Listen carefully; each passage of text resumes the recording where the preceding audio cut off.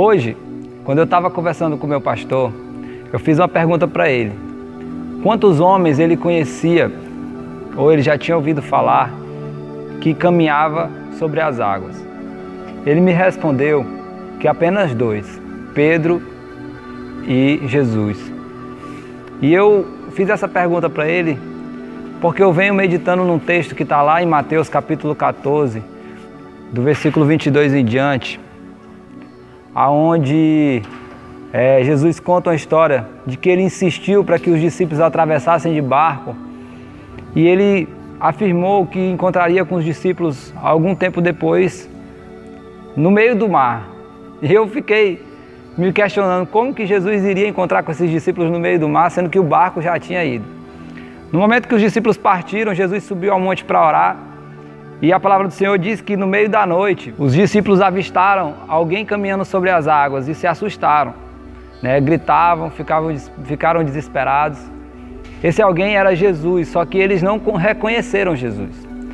E uma atitude de um dos discípulos marcou aquela situação, porque no meio de todo aquele desespero, de tudo aquilo que estava acontecendo, que era inesperado, Pedro falou assim: se é você, mestre, que eu vá até onde você está.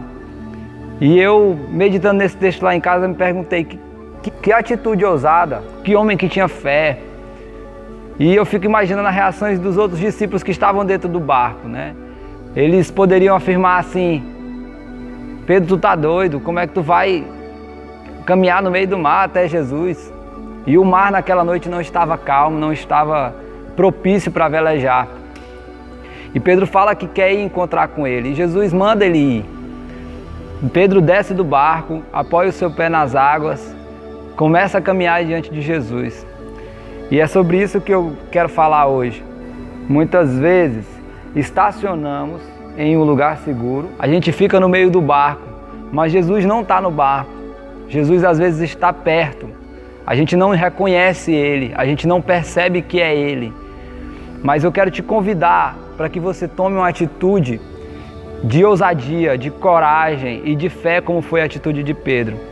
Porque Pedro, ele teve uma atitude diferente dos outros discípulos.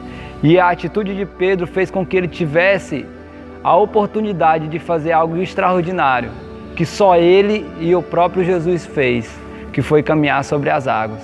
E eu quero te desafiar a partir de hoje, que você tenha uma atitude de ousadia, de fé e uma atitude de coragem diante de Deus, para que Jesus consiga te dar uma oportunidade de fazer algo extraordinário.